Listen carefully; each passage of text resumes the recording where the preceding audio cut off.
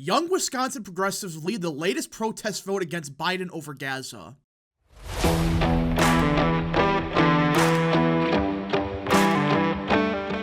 What is up, people of the internet? It is me, Real American, back again with a new video, and today it is time to talk about the 2024 presidential election because everyone, it appears that Biden is facing yet another significant protest vote over what's happening in Gaza, this time in the key state of Wisconsin. First it was Michigan, then it was Minnesota, and now another swing state in Wisconsin will have a protest vote. Now, before we continue with today's video, I hope you enjoy these type of videos. If you do, smash the like button down below, subscribe, share with your friends, hit that little bell, follow the social media accounts in the description down below, and of course, join the channel today. Again, folks, all support is greatly appreciated, and yeah. Now, to be clear, Biden will win the Wisconsin primary by quite a bit, but at some point, this has to be a big concern for Democrats because you're talking about yet another swing state where progressives are saying, vote uncommitted. You know, no, don't vote for Biden unless he does something about Gaza. At some point in time, this isn't a fluke. This isn't just, a one-off in Michigan. We saw what happened in Minnesota, and now, in the state of Wisconsin, we could see a large protest vote, especially since Wisconsin has, well, you know, Madison, one of the most progressive cities in America.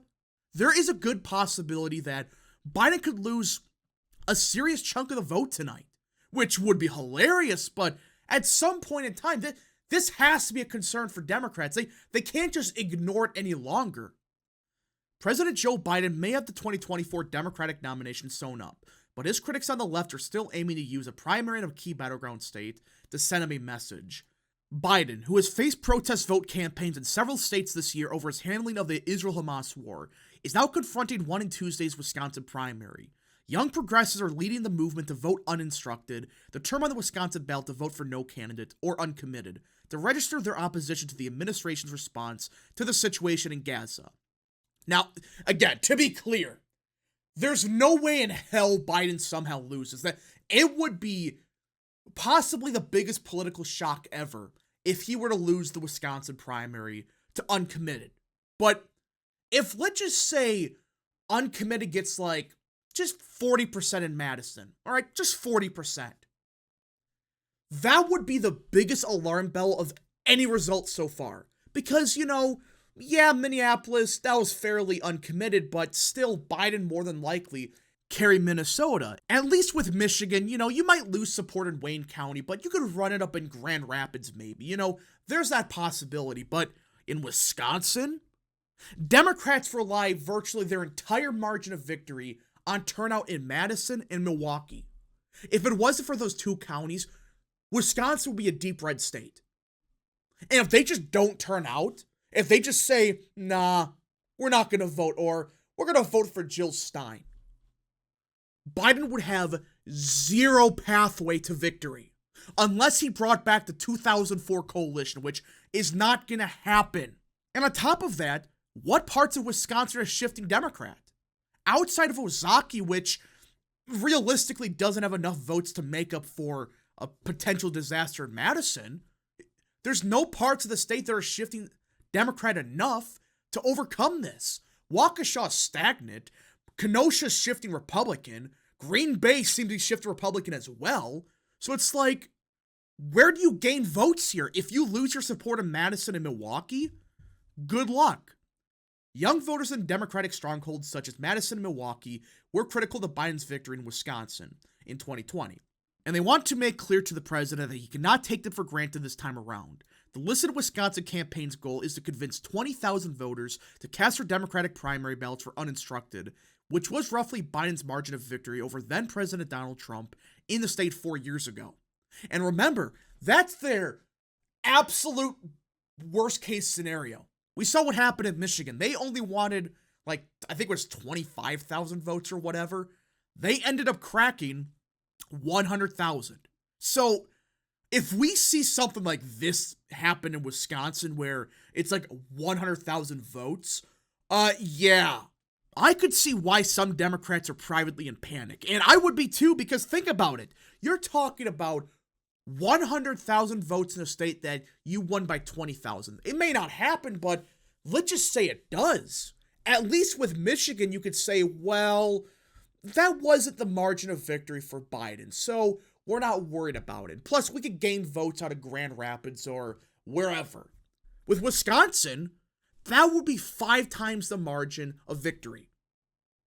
Plus, unlike Michigan, Democrats really don't got anywhere to grow except for Madison, which I'm starting to wonder when they're going to max out there, Ozaukee, and maybe parts of Waukesha. Outside of that, good luck. Hala Ahmad, a Palestinian-American activist and spokesperson for Listen Wisconsin, has been working with a group of 20 elected officials, students, and other grassroots organizations to get the word out about their uninstructed movement since a campaign launched March 19th. So, it appears that this group has some support to it. It's not like just, 2 random people from Madison that hates Biden and wants to run a uninstructed campaign. It sounds like you have elected officials, some students, and grassroots people wanting to send a message to Biden. That's why I think there is a good possibility it might vastly overperform this 20,000 vote goal. But again, I'm not saying it will, but I could see the pathway of, hey, it somehow gets like 50, 60,000 votes, or like I said, maybe even 100,000, which would be crazy, but I could see why they wanted just 20,000. Just say, this is the margin of victory for Biden. If 20,000 Democrats just don't vote, he's not winning Wisconsin. Ahmad voted for Biden in the 2020 election after supporting Bernie Sanders in the primary. She said she was unsure how she would vote in the fall. I feel really betrayed by the party leadership, she said. I think history will be on our side, but for now, if I want to participate in this democracy, the uninstructed campaign is my only option. Man, that sounds real confident that they're going to vote Democrat. I'm sure they're going to suddenly change their mind at the last second and vote Democrat. I'm sure of it. Not. This isn't like, I'm kind of salty about one thing, but I could see myself voting for Biden to stop Orange Man. It just sounds like, screw you. You lied to me, you betrayed us, so we're just gonna take our vote and go home. Wisconsin primaries are open to all registered voters, regardless of party affiliation. In recent Democratic primaries, the uninstructed option has only received a few thousand votes. In 2020, 3,500 people voted uninstructed, and in 2016, just 1,400 did. When then-President Barack Obama ran unopposed in 2012, 5,000 people voted uninstructed in Wisconsin's Democratic primary. So it's not like Michigan where Democrats were able to say, well, historically there's been a large uncommitted vote share in the primary. In Wisconsin? No. The last time we had an unopposed candidate for president on the Democrat side, it was only 5,000 people that voted uninstructed. So if it really does crack 40,000 votes, you cannot use the argument of, well, historically, Wisconsin had a large uncommitted vote share. No, it hasn't. Without a formidable primary challenger from the left to support, progressives have turned to states like Wisconsin with an uncommitted and uninstructed or no preference line on the ballot to voice their opposition of Biden's Gaza policies. The first major example of this movement took place in Michigan's February primary. More than 100,000 people voted, 13% of the electorate, voted uncommitted in the Democratic presidential primary, sending 2 of the state's 117 delegates to the party's national convention this summer. Outside Michigan, voters in more than a dozen other contests, including Hawaii, Minnesota, and Washington state, have used a similar line on ballots as a form of protest. And you look at this, the uncommitted vote, when actually on the ballot, is consistently getting double digits. And even the results that are pathetic, like Iowa, it's still 4%. It's not like, it's 1 or 2 primaries that the uncommitted got, 15% and that's it. No. Uncommitted's getting a decent chunk of the vote in every primary they're in the ballot for. And hell, there's some states like Ohio where Dean Phillips, despite dropping out a month ago, received delegates. And that's because uncommitted was not on the ballot. Biden still won these states overwhelmingly and will likely do so again in Wisconsin. As of Tuesday, 26 delegates headed to the Democratic National Convention in Chicago are uncommitted, while Biden has 2,600 delegates in his corner. Activists say their goal is not to win primaries outright, but to put pressure on Biden and the Democratic Party to change their stance on the war in Gaza. We're seeing in Michigan and Minnesota that the voting uninstructed or uncommitted has been working, and opinions in DC have been somewhat changing. Now, is this because they think, oh, we were wrong in that we actually have to support the people of Palestine? No. Because they're realizing, oh crap, a lot of the Democrats actually support Palestine. They're not in favor of Israel, and they're not liking how we're handling the war. Recent polls have shown public opinion nationally has turned against Israel during the war. A Gallup survey released last week showed 55% of Americans disapproved of Israel's actions at Gaza, up from 45% in November. Among Democrats, 75% said they now disapprove, up 12 points from November. Democracy looks like listening to a majority of Americans who support a ceasefire, Ahmad said. When asked about the uninstructed campaign in Wisconsin, Biden campaign spokesperson Lauren Hitt said in a statement, "The president believes making your voice heard and participating in our democracy is fundamental to who we are as Americans. He shares a goal for an end to the violence and a just, lasting peace in the Middle East. He's working tirelessly to that end." Oh, bull crap. Biden has flip-flopped on this issue like 15 times. He has not been consistent at all. I mean, think about it. A couple months ago, he would have said, no, we must support Israel, we must send them weapons, we must continue the war.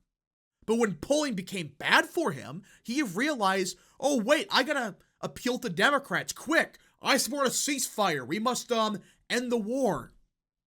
Listen, I want the killing to stop too, but it's clear both sides want the war to continue. Hamas is going to keep doing the same crap they've been doing for years, and the people of Israel, they want payback. So that means a permanent ceasefire is impossible. You're not going to get one because both sides want the war to continue. Now, to be clear, people in Israel, they may not be happy with the prime minister because some of the stuff he's done, bit questionable, but that doesn't mean they support a ceasefire. And same thing in America. Like, yeah, people might disapprove of some of the actions Israel has taken, but that doesn't mean they support a ceasefire.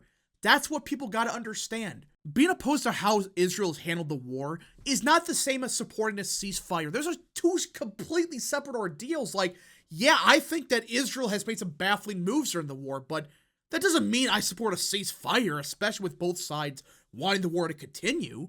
I just say, let Israel have the right to defend itself. Let them put an end to Hamas.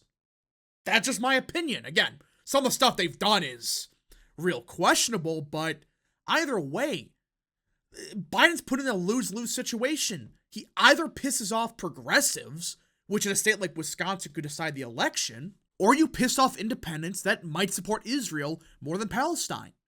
It's a lose-lose situation, but what happens tonight will be funny if Biden somehow loses like 100,000 votes to uncommitted, but we just got to see what happens. Anyways, folks, thank you so much for watching. If you guys did enjoy this video, smash the like button down below, subscribe, share with your friends, hit that little bell, follow the social media accounts in the description down below, and of course, join the channel today. Godspeed to all of you.